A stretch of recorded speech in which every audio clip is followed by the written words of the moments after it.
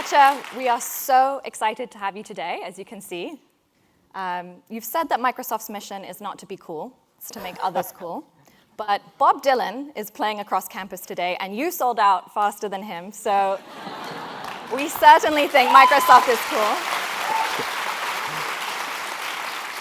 Really, though, we are so grateful to you for making the time to be with us, and we have a lot to cover. But I thought we could start with your childhood in India. You've said that your father never met a test he didn't ace, while your mother was the opposite of a tiger mum. I love that contrast, and I'm curious how their different life philosophies shaped you. First of all, thank you so much, Tara, for having me here. It's great to be at the GSB, and Bob Dylan was my idol, so times must be changing. It's interesting. In fact, my father passed away just last month, and I've been reflecting quite a bit on what both my parents have meant to me. My father was a Marxist economist and a civil servant, and he had a definitive point of view on what life was all about and the struggle of life. And he's right. I mean, the guy always used to look at my scorecards and used to be amazed that somebody could be that bad. But luckily enough, I think in some sense he gave me, in spite of all of that, a lot of confidence, because to him, he felt like, look, it's a marathon. You'll catch up. This is not that hard. And my mother was exactly the opposite. Of course, the only question she would ever ask me is, are you happy? And I would say, what the heck does that mean? Like, when you're reading my scorecard, I don't know whether I should be happy or not. But again, the two of them, I think, when I look back, growing up in Hyderabad in India in the late 70s, early 80s, interestingly enough, there are 3 or 4 of us who now suddenly have become CEOs from the same high school in this, at that time, what was off-the-grid place. I think it was that ability to think, that ability to pursue your own passions, and have, enough confidence as well as some humility, as sort of, when I look back, have been, perhaps the biggest drivers of what's sort of turned out to be a reasonable, set of things. Absolutely, yeah. It's really clear how much your parents influenced you, and another foundational influence for you was sports. Now, my fellow international classmates and I, we're mystified daily by American sports references, so we're very happy to talk about cricket. Yeah. You love cricket, and you dreamt of playing professionally. What lessons did you take from the pitch? Well, I mean, all of us who are South Asian are obsessed with that sport, and, it's sort of, in fact, that's right. I mean, that was what I was pretty much all bound up in all through my high school, into college. And, when I look back, I think all sport teaches you a lot. And especially, at least, I feel team sport, I think, has a huge impact on how you think about leadership. I'll never forget this one particular incident that I've, I think, subsequently written about. There was this guy who was my school captain who went on to do pretty well in the context of Indian cricket. I was bowling trash that day, and he took over from me, got a wicket, which is a breakthrough, but then he gave me the ball back, and then I went on to have perhaps the best bowling spell I've ever had in my life. And I've always reflected as to why did he do that? And then, in fact, much later on in life, I went back and asked him even. And so at least the way I surmise it was a leadership decision he made of saying, look, I recognize that this guy's, he had recognized the importance of not breaking my confidence. And I said, look, well, that's a pretty enlightened decision for a high school leader, captain of a cricket team to make. And a lot of leadership lessons is that, right? Which is you got to make hard calls on, say, performance. But also, you got to be able to sort of understand that you need your team, and it's not like everybody's going to have a good day all the time. And that subtle distinction and that judgment, right, which is one of the things that I feel, which is the most understated part of leadership, is judgment.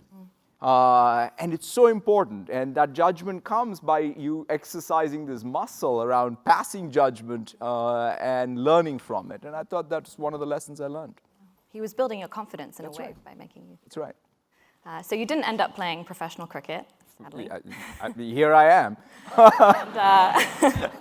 But you did make your way to the US, and soon after you started your own family. And in reading your book, something that really moved me was how much you talk about your family and the role they've played bringing empathy into your life. Could you share with us how being a parent has shaped you? Yeah, I mean, it's a very big part of what has perhaps shaped my worldview. And for both my wife and me, both my wife and I grew up together. We went to the same schools. And we were the only children of our parents. So when we were both in our late 20s, when our first son was about to be born, we were very excited. The household was all about, my wife's an architect, and so she was practicing at that time. And so my only concern was, when will Anu go back to school? I would go back to work, and how are we going to think about the baby's daycare and what have you? And lo and behold, one night, there was some complications, and our son Zain was born. Because of some complications, he now has cerebral palsy. He has quadriplegia and is locked in. And I would say for the first maybe as many as 5 years, I struggled with it, primarily because I felt that all these plans that I had for what our life was going to be like had taken a real turn. And then I watched Anu go up and down 520 in Seattle, taking him to every therapy possible, speech, occupational. And then I was just watching it and still moaning my own sort of whatever issues. But then it dawned on me that nothing actually happened to me. Something had happened to my son, and that I needed to, as a father, step up and do my duty. In other words, it is the harsh but real lesson around being able to see the world through the eyes of my son. Right? That's what empathy is all about. And I think that's what it is. I mean, it's innate in us all as humans. I think empathy is something that we are all very capable of. Life teaches us that. And in small ways and in tough ways. Like I remember even the last interview by the last interviewer when I was interviewing at Microsoft was also a life-changing moment for me. So I went through this interview. It was all code on screen at that time, and so this guy sort of says, "Hey, here's a question for you. You're at the crossroads. A baby falls and is crying. What'll you do?" And I say, wow, this is some search algorithm I didn't learn. It must be some variant of some traveling salesman problem or something. And I sort of really thought about it for a few minutes. And then I said, I'll go to the phone booth and call 911. This was pre-smartphone. So he gets up, he escorts me out, and he says, you know what? You need to develop some empathy. Because when a baby falls, you pick them up and hug them first before you call. And I thought, that's it. I'm definitely not going to get this job. And lo and behold, I did get the job. But nevertheless, I mean, I really think that that's so core. And some people say, well, like, what does that have to do with sort of business? Or what does it have to do with work? And I believe it has everything to do with work. I believe if you sort of say innovation is all about meeting unmet, unarticulated needs of customers, where is that source of your ability to get in touch with that unmet, unarticulated need going to come from? It's going to come from your ability to, in some sense, be able to listen between the lines, to be able to extrapolate. And that's, to me, deep sense of empathy, right? So people talk about design thinking. I think design thinking is empathy. And so therefore, I do believe that, life teaches you empathy, and, empathy is the source to success in any innovative agenda you have. It's inspiring to hear you say that you think empathy is innate when we're living in a world where sometimes it feels like empathy is on the decline. So I think your point around empathy is really well taken. It's a great question because, in fact, it is such a big word, and it is hard. In fact, even recently at Microsoft, we realized that it's important for us to even understand what are the necessary conditions to even develop empathy. So one of the words we have developed, we've put into our sort of parlance is respect. For example, if you don't start from a place of having some respect for the other person's views, where they come from, their complete history, it's very hard to develop empathy. So therefore, I think you're absolutely right to say, before you think about some of these higher level things, you have to sort of even question what are the basics that we need to get right. Absolutely. And that's become so core to your leadership at Microsoft. So if we turn now to Microsoft, before you were CEO, you took this job leading Microsoft's first real cloud business. And Steve Ballmer apparently told you this might be your last job at Microsoft because if you fail, there's no parachute. That feels like a lot of pressure. Why did you make that jump? Steve, who went to school here, had many. He just went for 1 year, from what I understand. Oh, this is the funniest thing. I should say this. I mean, I guess the other guy who went to school here was Mukesh Ambani. So I believe one day Steve Ballmer was introducing Mukesh in Bombay, and he joked that both of us dropped out of GSB, except that Mukesh had never told anybody that he had dropped out of GSB. So there was a real scandal. And so Steve, wanted us to really take this new business area, which was our online business. In fact, Susan, who's here, and I worked on it for a long time as well. And he felt that, look, this was a place where we needed to make progress. And Steve had this very clear sense of what it means to succeed. And his point was, you're going to go learn a lot. And of course, I'll fire you if you don't do a good job with it. And it was sort of a way for him to perhaps communicate both why he as the CEO cared about this business and at the same time his expectations. But I must say that particular tour of duty has been the most influential in how I've sort of thought about whether it's distributed computing at its core, whether it's the economic models that are going to be emergent. And that has been very, very helpful. Doing different things inside the company has helped me grow to run the company eventually. So, I actually appreciate Steve both giving me that opportunity and, more importantly, giving me the message that, look, at the end of the day, it's performance that matters. Really? Did you know at the time that decision was putting you on a path to one day becoming the CEO? No way. Most people ask me this, which is like, hey, did you have a sense that you'll become CEO? No. First of all, none of us grew up even. To us, especially having grown up at Microsoft, I don't think I even thought of a Microsoft where Bill and Steve were not actively engaged. I mean, it was just not even in the realm of possibility. The thing, though, I would say, especially business school graduates are an ambitious lot, and you're all sort of saying, when am I going to be a CEO? My only advice there would be, it's like, don't wait for your next job to do your best work.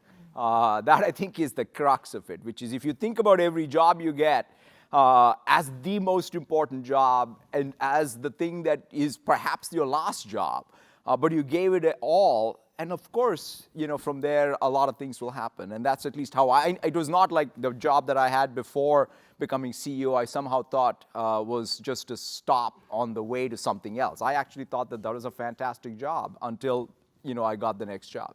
And that next job was ultimately to become the CEO of Microsoft. And when you took that job, you faced some high expectations. Microsoft is struggling. You're following, as you mentioned, Bill Gates, Steve Ballmer. And many people thought that the CEO should come from outside. So what did you draw on in that moment? Yeah, I mean, look, I'm a consummate insider. I've grown up at Microsoft now 28 years. And I also recognize, to your point, that I was taking over from Steve and Bill. And Steve, even though was not a founder, he had founder status in the company. Bill and Steve built the company. Bill and Paul founded the company. And The one thing that perhaps I was more grounded, having worked with them, is as a non-founder CEO, I needed to make explicit some of the things that I think founder CEOs can take for granted, because founder CEOs can carry, just because of who they are and what they mean to the organization, a lot, and telegraph that very broadly and have followership. Whereas I describe myself as a mere mortal CEO, I felt I needed that sense of purpose to be deeply rekindled as something that I, reinforced, and culture. Both sort of these two pillars of sense of purpose and culture needed to become much more explicit. For example, when I joined Microsoft in '92, we used to talk about our mission as putting a PC in every home and every desk. It was pretty inspiring, right? I mean, you could even do an Excel spreadsheet, P times Q. It was easy to compute. And except by the late 90s, we had more or less achieved that, at least in the developed world. And since then, we had this struggle of what's next. And I felt like I needed to sort of go back, in fact, to the very origin of the company, right? I mean, Microsoft got started when we built, or Paul and Bill built, the basic interpreter for the Altair. And I believe that everything that needs to be known about Microsoft in 2019 can be traced back to our origin, which is we build technology so that others can build more technology, right? I felt like we were doing things out of envy and others. We needed to get back to what our core identity is, right? Especially in 2019, where every company is a software company around the world. We can just basically be a software platform and tools provider and have a good business. And so I felt, let's be proud of who we are. Of course, we got to express it differently. And then, really reinforce that. That's why we talk about our mission around empowering people and organizations. The other piece, though, is we had to work on our culture. I distinctly remember, I guess it was '98 when we first became the largest market cap company in the world. And many of us, who were lucky enough to participate on that wave of growth. But I remember that day when we walked around, you could see in in campus, people thought, wow, we must be God's gifts to mankind. Right? We're so smart, we're so good, look at us. And except that was not the case. I mean, the case was, it's a temporal thing, and it only matters, what matters is your ability to learn, grow, be grounded in the realities and our customers and what have you. And so that's why I wanted a culture that stood for that learning organization. And in fact, my wife had introduced me to a book by a Stanford professor, Carol Dweck, which I'd read, Mindset, many years before I became CEO.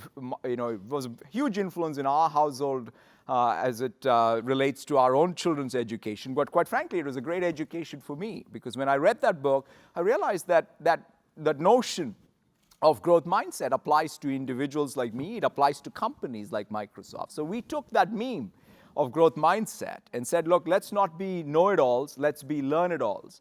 And has been a very helpful part of, I would say, our journey around this, what is a cultural meme that we can even make first class, that we can have a real dialogue on. Absolutely. And you talk a lot about this cultural shift.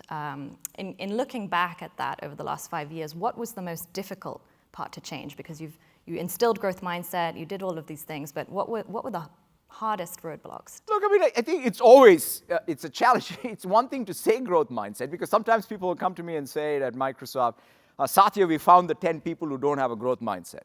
The point about that, it's not about going looking for 10 people. Yeah.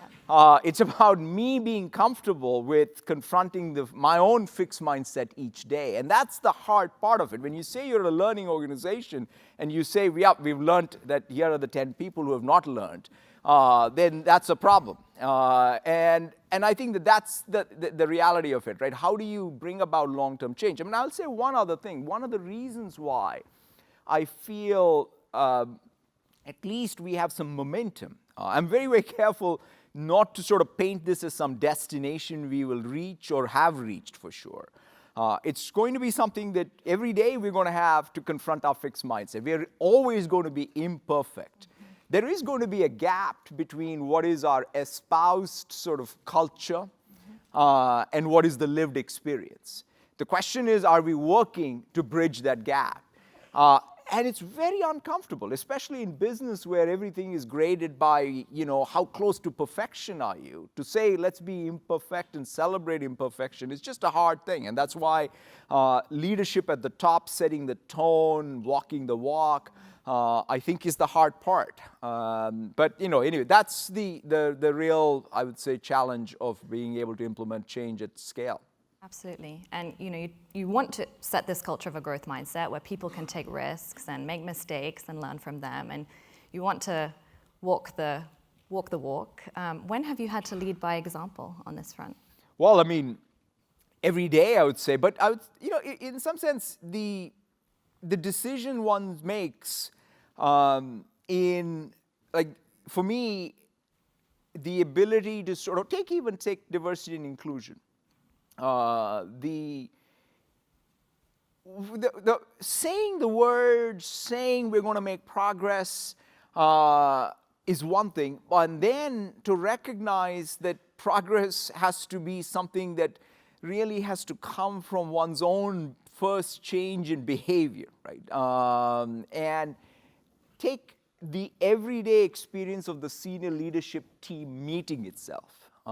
It's an interesting thing. Every time I question myself on everything that we talk about as what we espouse that is more broadly applicable across the company, how much of it is represented in the behaviors, starting with me, of our own senior leadership team? Mm-hmm. We have some very, very amazing women who are part of our leadership team. Are they participating like anybody else? And in fact, am I allowing for them to be able to really make sure that we are listening to them, they are able to feel like they're driving the company? And starting with that type of sensibility, which by the way is not constant, but at least are we pushing, is sort of the way I think I remind myself of how important, to your point, about it sort of putting it everyday practice. We have three things that are the cultural I would say pillars for us, right? One is diversity and inclusion. The other one is customer obsession. And then the other one is to bring the company together as one company as opposed to, fragmented set of P&Ls.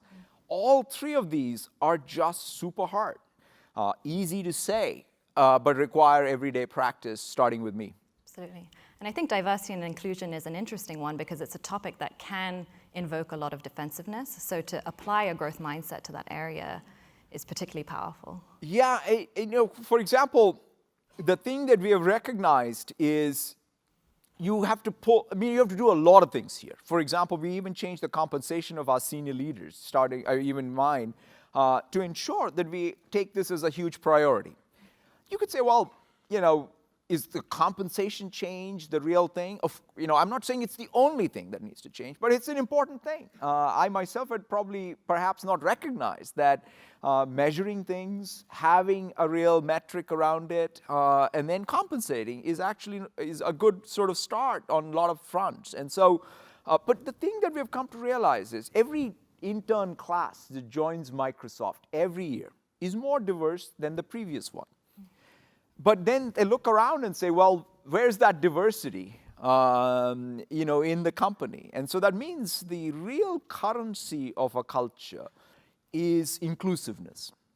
And that, I think, is the core job of what leaders do and what is the everyday experience of, what happens at Microsoft.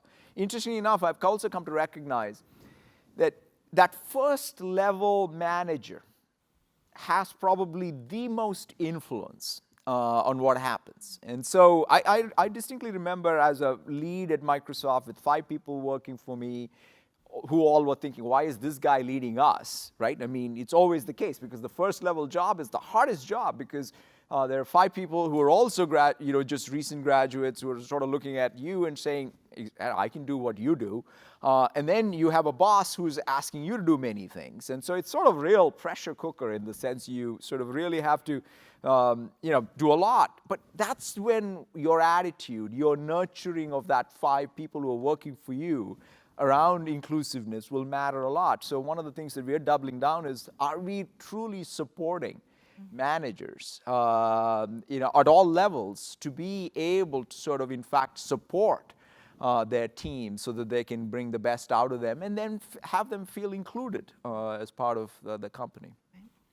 So we've talked a lot about culture. Let's shift and talk a bit about strategy, and particularly the cloud, because today we sort of take the cloud for granted, but when you took over, it was still far from a sure thing, and you made this bold bet cementing Microsoft's strategy in the cloud.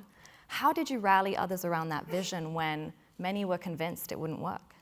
I mean, our challenge with the cloud was we had a very, very successful business in what was the client-server era. And sort of you look at any P&L that says, oh, here is a new business. By the way, it's got gross margins that are sort of 1/4 of this gross margins of the current business. Oh, and it'll be good.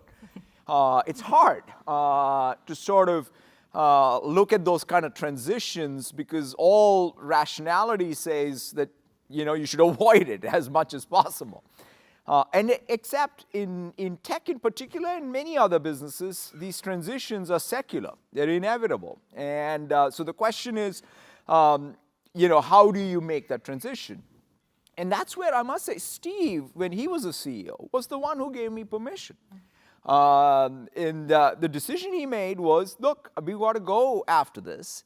And one of the things that I've realized as leaders, and many of you in your careers are going to make these kinds of decisions, we are all about solving these over-constrained problems, right? I mean, classic over-constrained problem is, you have a huge profit margin, and now you got to go build a new business that sort of replaces this business. And by the way, you should have the same gross profit margin. And guess what? It's not possible. So someone, somewhere, has to remove some constraint. Who does it? Leaders do it. So he removed the constraint called gross margin. He said, go win this market. And that's what was then made it possible for us to do all those things that have now gotten us to the other side. But to me, I've learned a lot from that. So in fact, if anything, I feel like as a leader, sometimes, you get to speak from both sides of the mouth, right? Which is, I need growth and I need profit. In many cases, your job as leaders is to, in fact, unconstrained, take on the risk. In fact, in the first multiple years, Amy Hood, who's my CFO, and myself, we said, look, let us take on the risk. And then actually metric a lot of our leaders more on customer satisfaction, usage, versus profit, revenue even.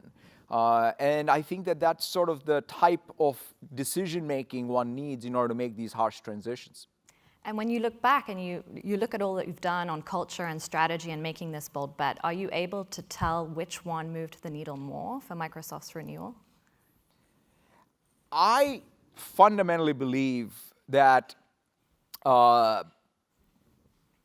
strategies or markets will always be coming and going. There'll be lots of changes. I'm a fundamental believer in that sense of purpose and culture as the two pillars that are necessary in order to get a lot of other things right. Of course, if you don't get your strategy right or your ability to sort of ride a particular wave of innovation, and especially in tech, it's pretty harsh, right? I mean, it's very hard to recover. But that said, though, the question is, what is it that will give you the best probability of even catching those? And to me, that sense of purpose, which I think is a reflection of what you're innately good at as an organization, right? It's competitive advantage, except it's codified in that identity. And culture is what that allows you to express that identity with new opportunity.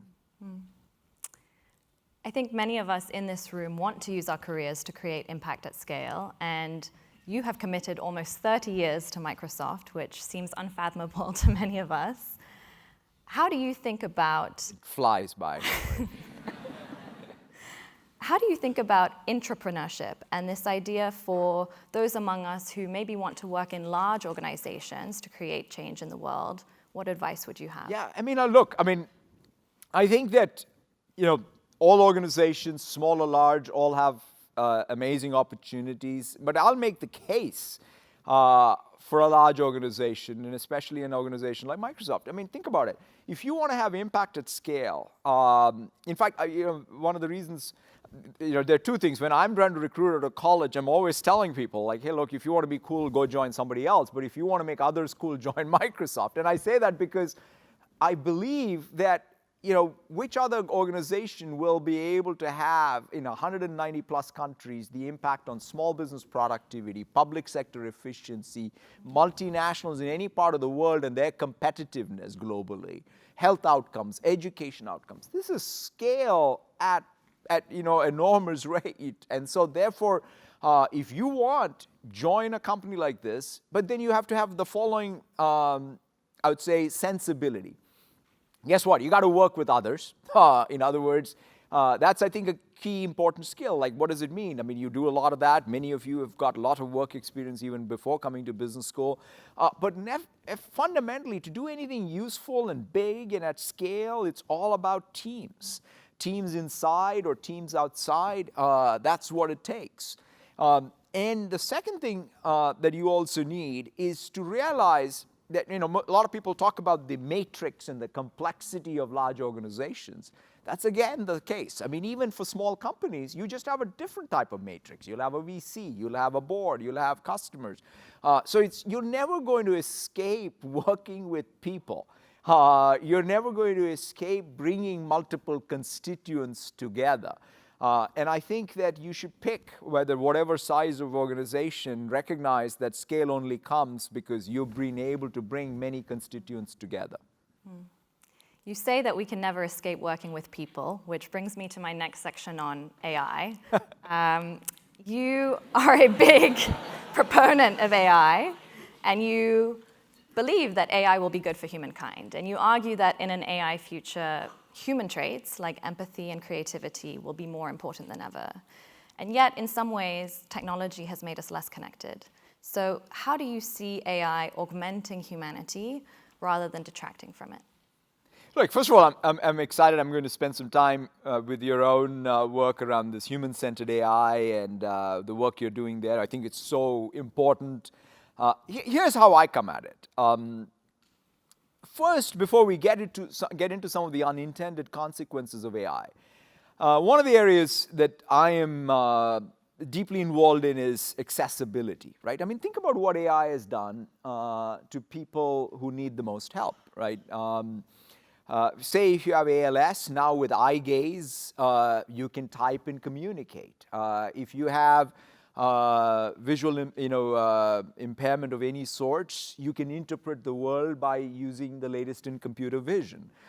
If you have dyslexia, by using some machine reading and comprehension techniques, you can start teaching a middle school kid how to read, because reading then leads to their participation in our economy. So I would first say some of AI and say AI capabilities are helping more of us participate fully in our societies and in our economies. That doesn't mean we shouldn't be clear-eyed about the consequences of AI, right? The first one is, what are the ethics of AI?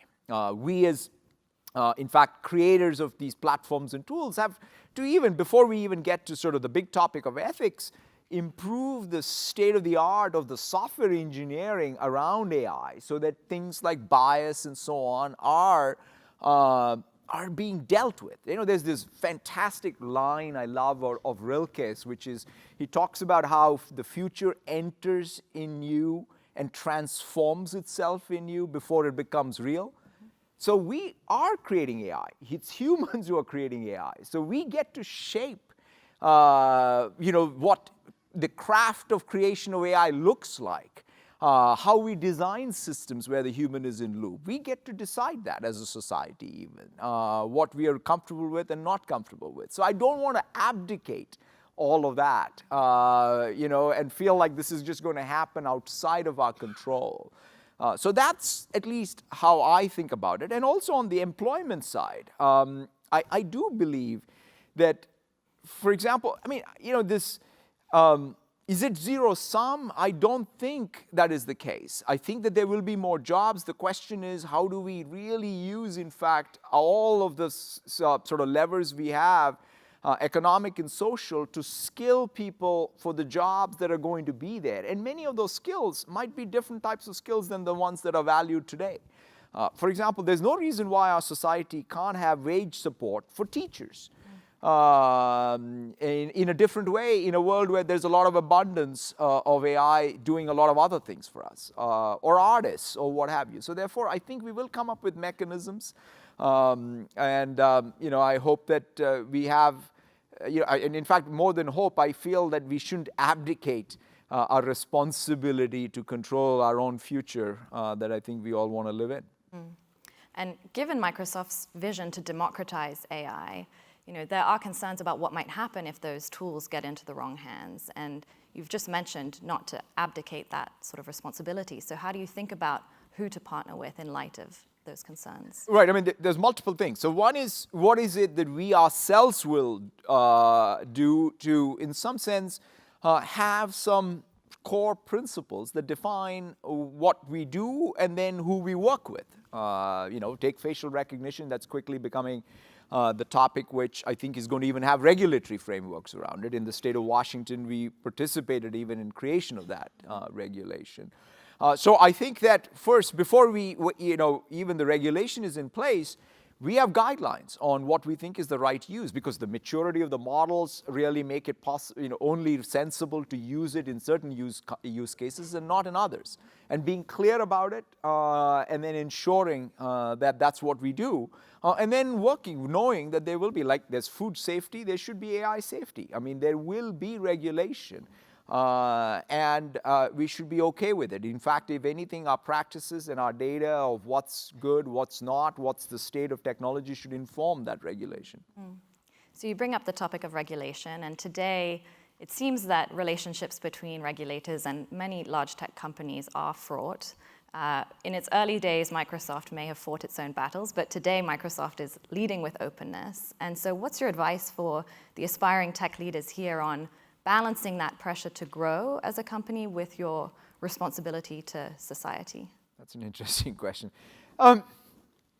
Here's what I've at least learned. In fact, Brad Smith, who is another colleague of mine who recently wrote a book called Tools and Weapons, he reflects, because he was very much he worked with Bill, he worked with Steve, and now he works with me, very much part of our own struggle.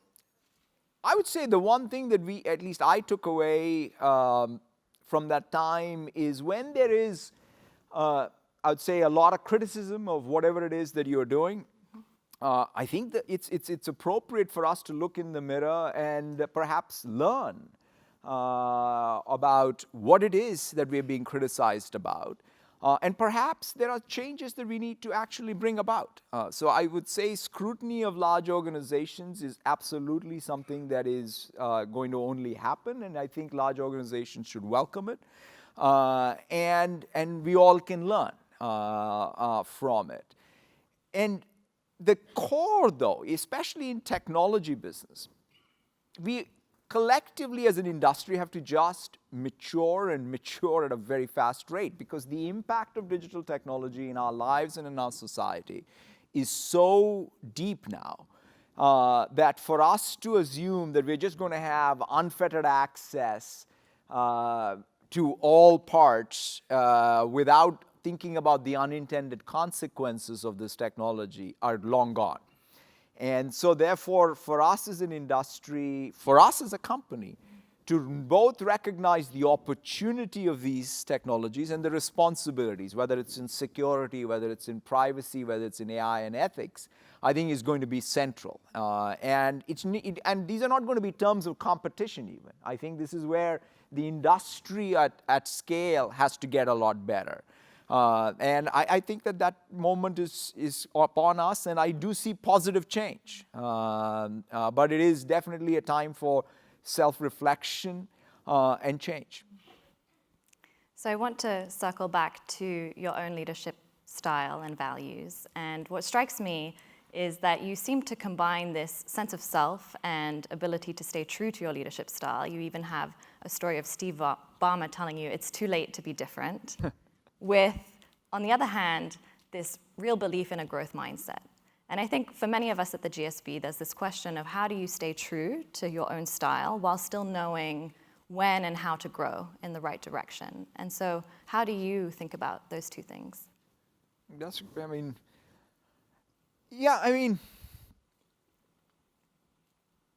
I think the ability to understand yourself is actually, it's a lifetime's journey, right? It's a journey of your lifetime to really unpack who you are and what you're good at, what makes you tick, what are your passions, is something that, what makes you happy, the question that my mother asked me all the time. And in fact, the older I get, the clearer I am in understanding even what she was asking. And then to be able to understand others. That's also another journey of a lifetime, right? Which is you sort of feel like you understand what others are saying, you understand where they're coming from.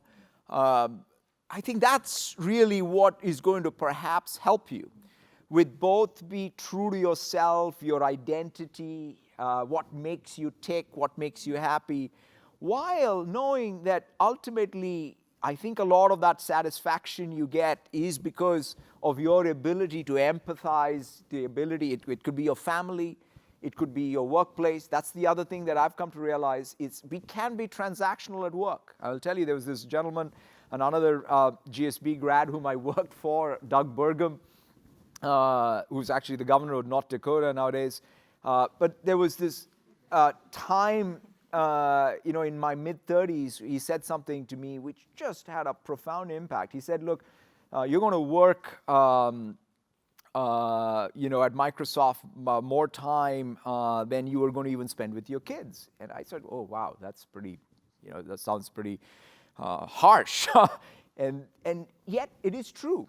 And his main point was you better think about work having deeper meaning than being transactional. And as I've thought about that, the only way it's not going to be transactional is when you relate to people you work with.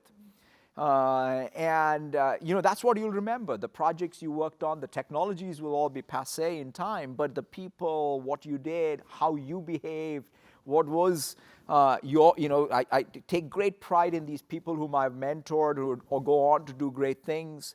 That's the relationship that I think you seek out while being true to yourself and what makes you happy. And you mentioned humility earlier and how important it is to you. And you have this quote that says, when everyone is celebrating you is when you should be most scared. And I think it's safe to say that people are celebrating Microsoft's renewal. So how do you keep yourself and your teams grounded among this success? That's a great question. There's this book I recently read by David Brooks called The Second Mountain. It's an interesting book because he talks about it mostly in the context of us.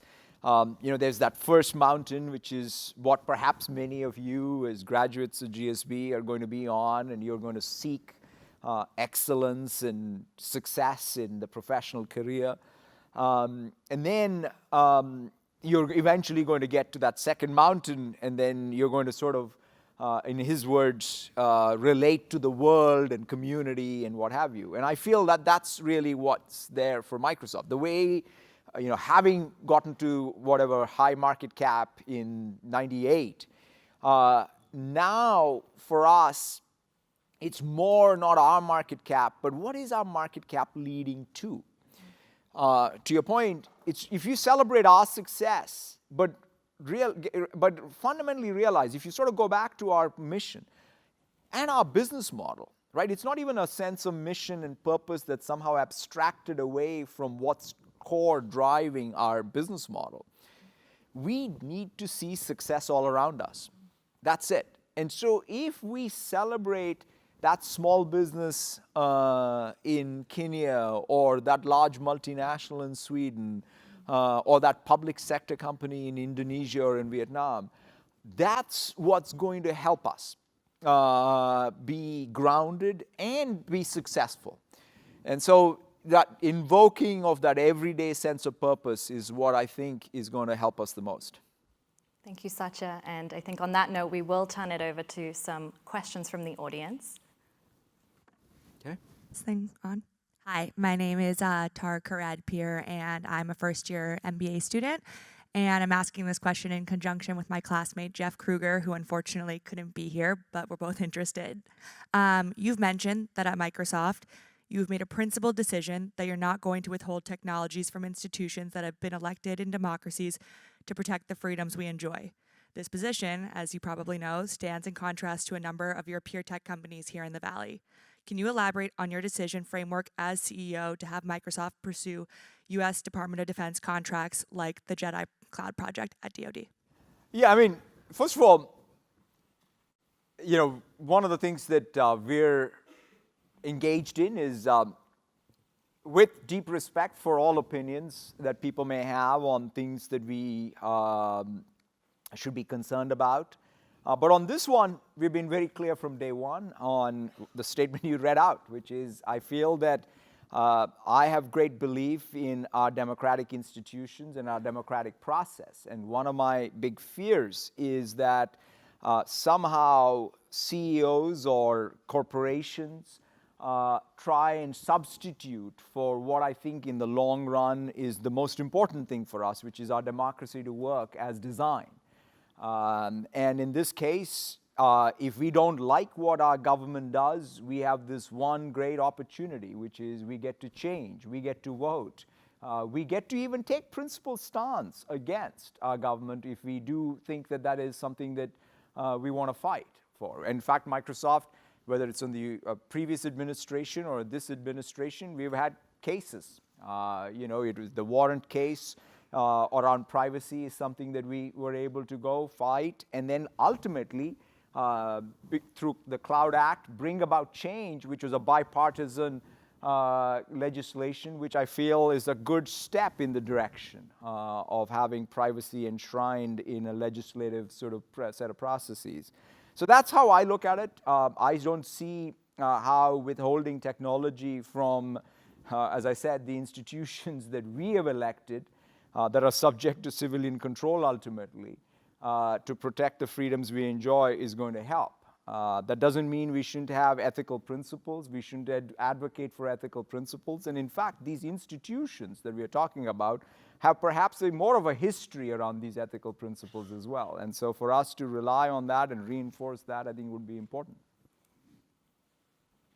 Hi, Satya. Hi, I'm Prashant. I'm from Hyderabad. And a second-year MBA student. Good city. Yeah, it's a great city. So my question is, today, if you were a 22-year-old engineering graduate from India, would you stay back in India and work in the tech and startup ecosystem, or would you come to the US, and why? And if you come to the US, how can we all think of contributing back to our home country? Yeah, it's an interesting one. I mean, I really, literally, growing up, never thought I'll ever go outside of Hyderabad. I had very self-satisfying sort of goals in life. I wanted to play cricket and work for a bank. And, things changed. So I feel that the opportunity, whether it's in India or rest of Asia or in Africa, we've just created 2 development centers in Africa, both on the west and the east side of coast of Africa. There is great opportunity, there's great talent. I think digital technology in particular is a real democratizing force. We were talking even backstage about how even when the rest of the infrastructure is challenged, there is very novel ways for digital technology to overcome some of those things because of the most malleable nature of software in some sense. So therefore, I think there's opportunity everywhere in the world, but at the same time, for you to come here, learn from, learn in a place like the GSB and be inspired and go back is an opportunity I would take if that sort of came about. But at the same time, it doesn't mean that that's the only opportunity ahead to have impact. It's interesting you bring up, because globalization, let's face it, is going through a little bit of a challenging phase. And I think that it's deserved in some sense because the globalization was celebrated to a point where the inequities that were getting founded, I guess, or inequities that developed in local communities were not addressed. Whatever happens in this next phase of globalization will not only, in fact, help that grand convergence of opportunity all over the world, which was, by the way, a very good thing in that first phase of globalization, but also address the local inequities, whether it's in India or in Palo Alto. I think that's what I think is needed, whereas there is real innovation that brings equitable growth everywhere, is perhaps the opportunity for GSB grads in 2019. Does this work? Hello.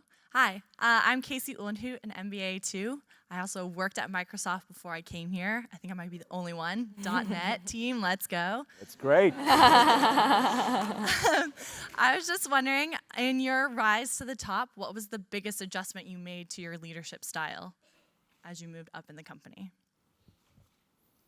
It's interesting. I must say, there was many dimensions.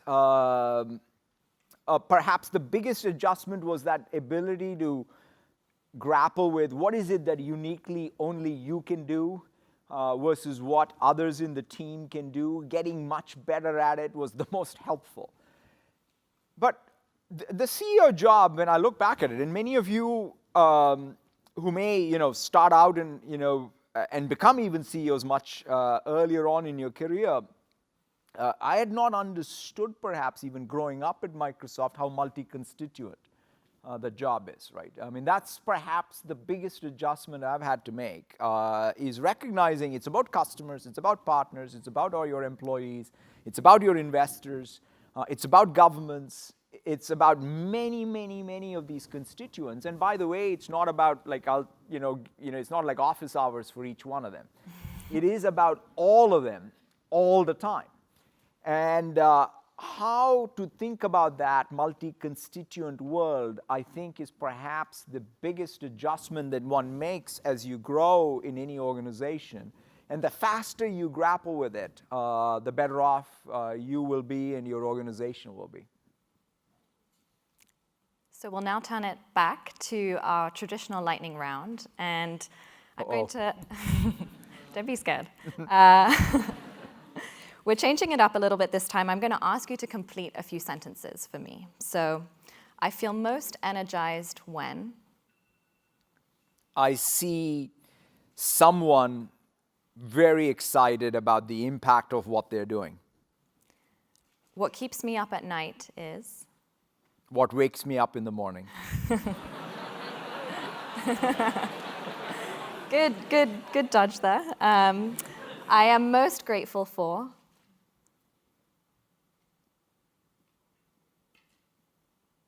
The sense of the love, the affection of people that I've had the good fortune, whether it's my family, whether it's the people I've come across at work, the organizations that I'm involved in.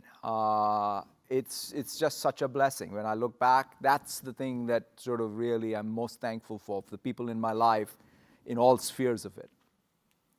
The most important piece of advice I could leave this audience with is the piece of advice that Steve Ballmer gave me when I became CEO: be bold and be right. Which is, if you're not bold, you're not going to do much of anything. And if you're not right, you won't be there. Satya, thank you so much. It's been a real pleasure. Thank you so much. Thank you.